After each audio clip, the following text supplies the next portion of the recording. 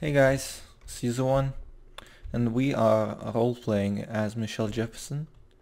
Things have been a little hard for us lately. We've been staying at the motel because of a situation that occurred, but I think enough time has passed for us to return home. I guess it's a gamble, but oh my god, did I forget the number for a taxi? What was it? There you go. No employees available. 26 players on. Okay, that kind of figures. Okay, well, what do we do then? I'm kind of hungry. Let's go eat. Let's go eat at the donut shop. Michelle's hungry because she hadn't had breakfast yet. It's not. I feel like it's not really fun to play when you're not playing without other people. You know what I mean? So I just feel like, this would be great if there were actual people here, and I gotta say, I hate NPCs. I just hate like NPCs that are visible. In that sense, I really like LSRP. Like, look how immersion breaking this is. They're doing like a Broadway dance. They're doing the exact same animation. Like, where does that happen? Just, you know what? Nah, I'm not eating here. Just that alone motivated Michelle to get away. Also, look at this. One door entrance. I just paid 25. I forgot there's a 25 entrance fee. You can step out this door and walk down the road just to eat a chicken, but here you will eat with a king. This is such a terrible slogan. This is such a terrible slogan. Also, why is it on the exit? Like, why is it advertising this place on the exit? This should say thank you for coming, see you again soon, or something like that. This shouldn't like advertise this place. Like, I just ate here, so I'm leaving. That's the majority of people that are gonna see that slogan. You should put that slogan here at least, or like, I mean, that slogan is just bad, okay? We put the pedal to the metal. Are these related? Because this is just a sign on this building, so I might assume, oh, this is this building that's putting the pedal to the metal, but you go around and it's actually a hardware store, isn't it? No, this next one is a hardware store. This is just an unnamed building that like is not used yet. Oh my god. So, okay, let's assume that we put the pedal to the metal is part of Hammer Down Heavy Vehicle Dealership. Wait, what? That doesn't make any sense. You put the pedal to the metal, but this is a vehicle dealership. This isn't the delivery service. I was assuming this was the delivery service, but this is a vehicle dealership. I can't even go inside. What is this? What is this? I need a vehicle. This is America. Everybody has vehicles. But Michelle has principles. She's not gonna steal vehicles. I guess she's holding options to try to make her way back on foot. A bowling alley? Is that for real? That's like I guess I'll invite my cousin Roman here. Okay, diner. 6 AM, 12 AM. What time is it? It's 10 AM, so this should be open. I mean, yeah, we will both know that it's open 24/7, but... Really? Really now? Hold on. Okay. So this is the exterior, okay? I want you to pay close attention to the exterior, okay? Let's just look at it for a moment, okay? So this is the exterior right here. Clothing store. Okay, this is okay. There you go. This is the exterior. You seeing this? It's about, I would say, 20 by 10 meters. Okay, let's be generous. 30 by 15 meters, even though that's like really generous, okay? We go inside. And, okay, so first of all, okay, I know I'm paying 25 bucks every time I enter, but, okay, look at this, okay? So, right here, you have a wall on the right side, and a lot of space on the left side. I mean, pretty much the whole restaurant should be on the left side, but when you enter here, there's a wall on the left side, and on the right side is the restaurant. Not only that, it goes down! So, it's supposedly, this is supposedly an underground restaurant, okay? Hold on. Oh, this is even great. They didn't even block out the windows, didn't they? Hold on. Ah, they did. Maybe that's just the interior. I don't think they did anything to the interior. The interior is just the same. So in In single player, this is a Liberty City fine Italian restaurant, which makes no sense. Like, I mean, the interior kind of does make sense. Like, I mean, there's no one here. There's not even NPCs here. So, oh, the business has no owner. Why is it unlocked? Like, if I go all the way back here, oh, they blocked it off. They blocked off the Liberty City entrance. Can you? What's over here anyway? Can you like? It's a basement. What? You could host a whole faction here. Look at this. Look at this. You can explore. You have locker rooms. You have piles of boxes. Okay, that's not too bad. Okay, they blocked it off. Okay, but still, the exterior is a diner, and this is not. You don't. Was that a diner? It wasn't. It was not a diner. Okay. I don't feel like that's a diner. I mean, we can look again, but I mean, okay. One thing for sure, a basement diner. That's really stretching it. You know what I mean? A classy diner. Is that even a thing? Okay, let's get out of here. This is messing up. This should not be this place. I mean, it's so much bigger on the interior than it is on the exterior. But you know what? I might support like being bigger on the interior than exterior a little bit, because you know, Grand Theft Auto San is actually just basically 2 kilometers squared big of an area. You know what I mean? It's meant to be a whole state. So obviously the exterior can be slightly smaller than the interior, but that was just really stretching it. And the basement thing, you're really stretching it with the basement thing. Okay. I know I'm being kind of a hypocrite, because Michelle does have a house, a trailer park that kind of looks like a, not kind of, is like a big house on the inside. It's not a big house on the inside. It has 1 bedroom and that's it. It has all the essentials basically. I mean, the interior doesn't match the exterior, is what I mean. I do like how they upgraded the clock and bell. I remember role-playing a drive-thru here, and then they added the drive-thru. I was role-playing before they added the drive-thru. Still no drive-thru script. I mean, imagine that. You could just pull up and order food from on the go. You wouldn't have to leave the car. That would be nice. That'd be nice. And you could replicate that big smoke soda, because that was a drive-thru order. You didn't have to come in for that. I actually have never seen a drive-thru script implemented in any game ever, actually. Oh, well, there is the Saints Row 2. Saints Row 2 implemented that, where it was just a buy window. You actually could do it on foot too. You could just come up to a thing and you just buy stuff from a drive-thru window. But that's the only game I ever remember that had drive-thrus. I think Saints Row 1 had it too, but I haven't played it because it's a console exclusive, and I pretty much like don't really play games on console that much. The couple of games I played on console were GTA games. I actually bought GTA. I actually bought Xbox 360 for my cousin specifically to play GTA 5 when it was first released on Xbox 360. And then I waited for the 3D version. Anyway, San Fierro to the right. No, we don't need San Fierro. We're not making. Okay, we're not going to San Fierro yet. We might go to San Fierro some other time. Who knows? You know, guys, it's a debate. Oh, by the way, there's this thing. There's a big like port kind of thing, and Michelle does have a boating license. Look at this. Michelle does have a boating license. She also has a fishing permit.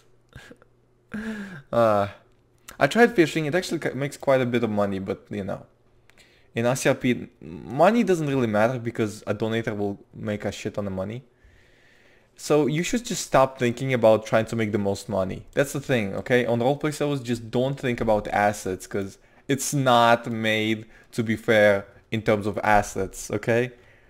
Which is kind of like sort of realistic, but at the same time it's also like extremely unfair, because other people get their assets refunded all the time and you don't.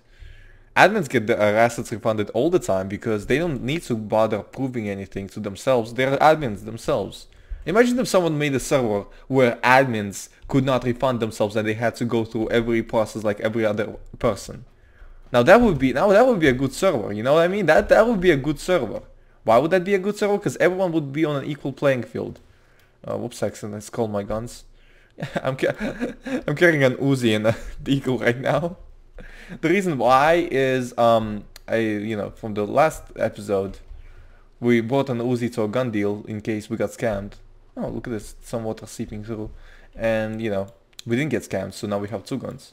I mean, we would have 2 guns regardless, because that's why I bought an Uzi. If I did get scammed, I would have killed. Shit. Fuck. Hold on. Attempt. Crawl out of the water in haste. But failed. Oh no. God damn it. Stumbles back into the water, swearing profusely. Okay. Grips onto the edge of the dock, sticking her foot out to the tire, pushes her leg off the tire, rolling onto the dock. There you go. God damn it. There's also something invisible there. Damn it. It's soaked. Now I'm soaked. God mother fucker.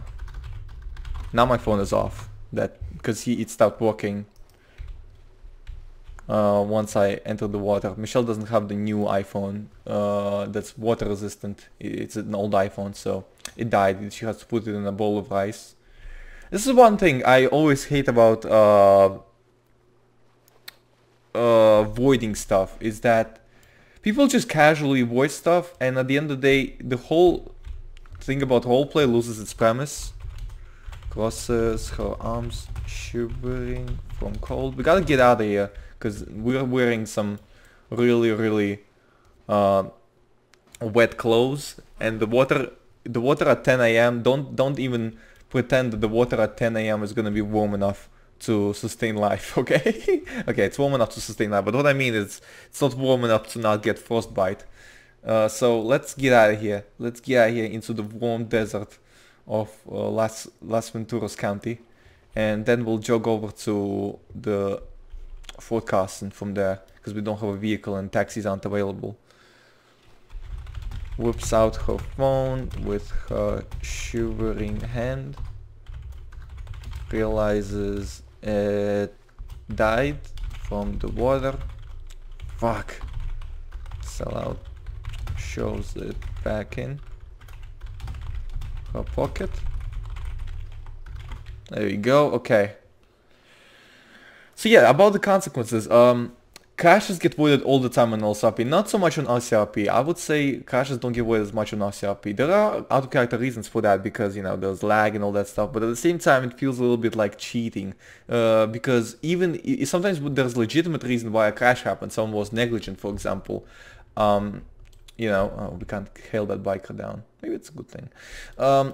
Sometimes if there's a legitimate reason, you know what? I have a... Let me just do something real quick. There we go. Okay. If there's a legitimate reason, then what's gonna happen is people are still gonna avoid it because they just got so used to avoiding stuff, right?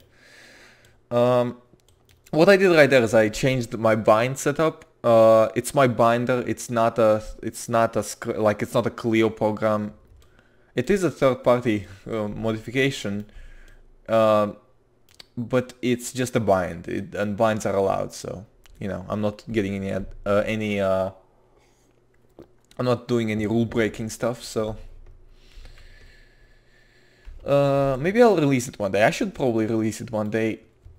It's a very simple bind. I have also binds for taunting. There you go. So if I press a button, 71. Okay, now this one isn't working correctly. This is the for driving. This one is for driving. This one is for just general taunting. Oh, drop the weapon. This is a combat. This is for a shootout one. Yeah, this is for a shootout one. And what it does is it takes. Hold on, let me test it. Okay.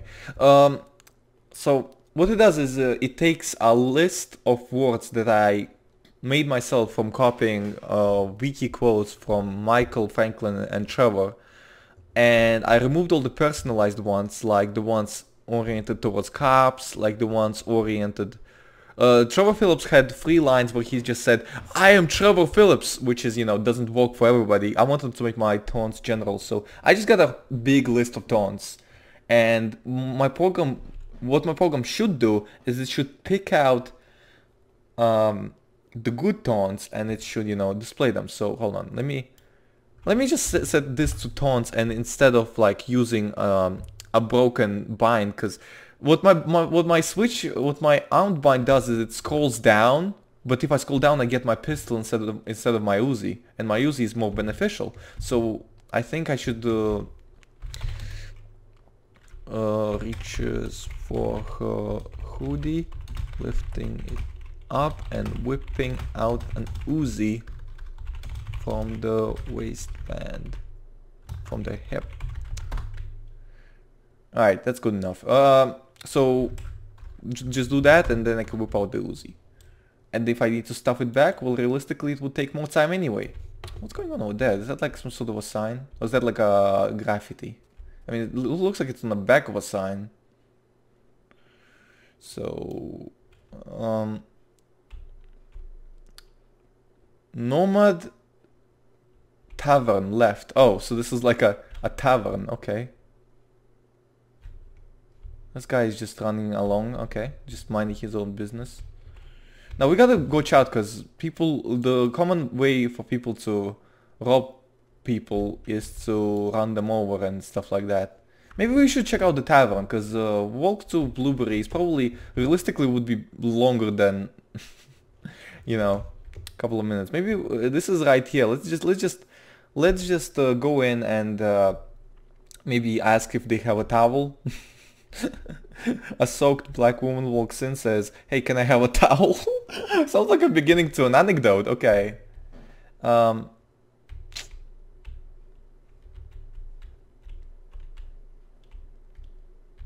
This car has its lights on. Someone's about to... Oh, okay, yeah, this is a bad neighborhood. Okay, let's... Where's the tavern? I was looking for a tavern.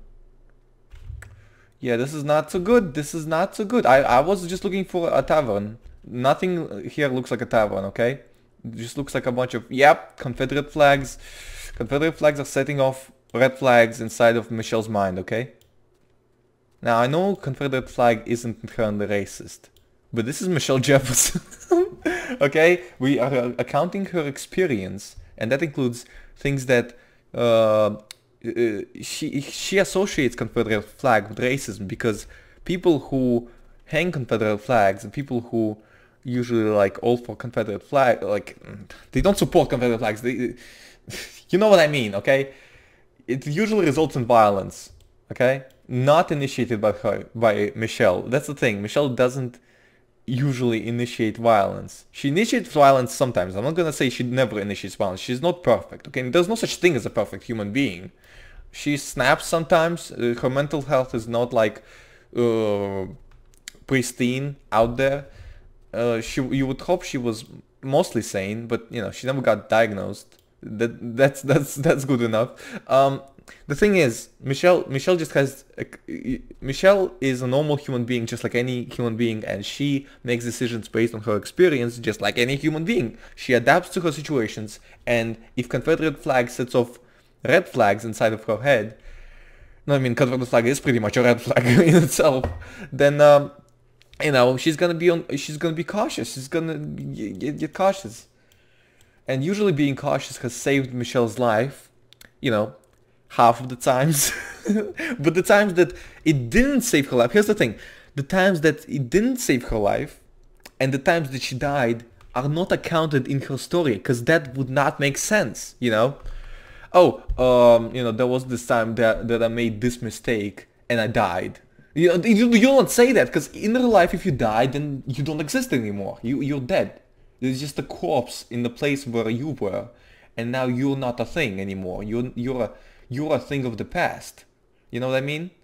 But in here, we have this thing called player kills, which is a very complicated thing. But I do prefer it to just having every kill being a character kill, because some of the deaths I'm having like sometimes I die just to the most atrocious stuff. And if you go to MTA, okay, MTA has a character kills pretty much in every corner, and you just see appeals beyond appeals beyond appeals, and they have such a... Just think about like spending a day working really hard at a day job or going to school or whatever the hell you do all day, then coming home to relax, and then realizing that you've been developing this character for the past 10 decades or whatever, you know what I mean, like a long time, and he's been character killed for some stupid reason. Like, it's realistic that you get killed for a stupid reason, but it's fucking frustrating, and if a game is frustrating, then the game has failed, okay? So that's why we have DM rules. And DM rules should be refined. I think DM rules should be more specific than case-by-case basis, because, I mean, they're not case-by-case basis. There are some general rules already out there, and there is already a thing where people wait for a reason to kill someone else. And there's like baiting people, there's people that bait other people out to kill them. We all know that's the truth. Anyway, this whole episode was just Michelle traveling and getting soaked in water all by herself without any other player involvement. I mean, there were players in the distance, but yeah, this wasn't very player influential, I suppose. I mean, Michelle still has broken clothes, not broken clothes, but like soaked clothes, so she needs to dry her clothes and do all that stuff. My door was unlocked all this time? No, no. House view. $7. House get armor. Ah, okay. House show house view guns. Okay, we're good. Okay, okay. Phew. Jesus, guys, I was scared for a second. Okay, right. Let me put this away. Okay, so house store weapon Uzi. Here we go. Phew. Jesus, I was terrified that this wouldn't work. Okay, I gotta go change. You guys don't look.